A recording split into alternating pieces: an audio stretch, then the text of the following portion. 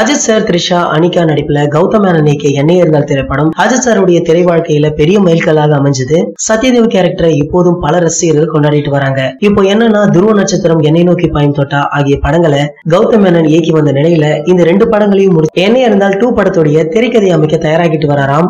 மேலும் இந்த படத்துடைய ஒன்லைன் ஸ்டோரிய சமீபத்துல அஜித் சார் கிட்ட சொல்லியிருக்காராம். அவரும் அசந்து போனதாகவும் திரைக்கதையை தொடங்குமாறு அஜித் சார் அனுமதி அளித்ததாகவும் சொல்றாங்க.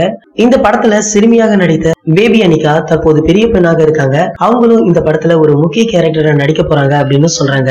இந்த படம் வெளியாகி இன்றோடு 4 வருஷம் ஆகியிருக்கு. இதனை தல ரசிகர்கள் ட்விட்டர்ல 4 years ஆஃப் கிளாசி என்னை அறிந்தால் அப்படின்னு பல டாக்ஸ்களை கிரியேட் செய்து அதை டாப் ட்ரெண்டிலும் இடம் பிடிச்சிருக்கு.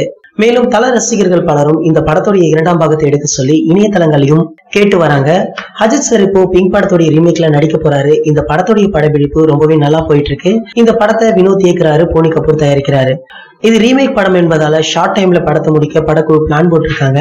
மேலும் இந்த படத்தை May 1 அதாவது அஜித் சாருடைய பிறந்தநாள்ல ரிலீஸ் செய்ய போவதாக படத்துடைய தயாரிப்பாளர் போனி கபூர் முன்பே அறிவிச்சிருந்தாரு. இதை தொடர்ந்து அஜித் சாருடைய 60வது படத்தையும் இவர்தான் தயாரிக்க போறாரு, வினோத் தான் இயக்க போறாரு. இந்த படம் அண்மையில வெளியான விஸ்வாசம் படத்தை போல ரொம்பவே கமர்ஷியல் படமாகவும் கலகலப்பாகவும் மாசாகவும் இருக்கும் அப்படின்னு போனி கபூர் சொன்னாரு. இந்த படத்தை 2020 ஏப்ரல்ல ரிலீஸ் செய்ய போறாங்க.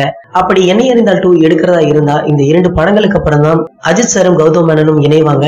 சோ என்னை அறிந்தால் 2 எடுத்தா எப்படி இருக்கும் அப்படின்ற உங்களுடைய கருத்துக்களை கீழே உள்ள கமெண்ட் செக்ஷன்ல கமெண்ட் பண்ணிடுங்க. இந்த வீடியோ பிடிச்சிருந்தா லைக், ஷேர், மறக்காம நம்ம சேனலை சப்ஸ்கிரைப் பண்ணுங்க.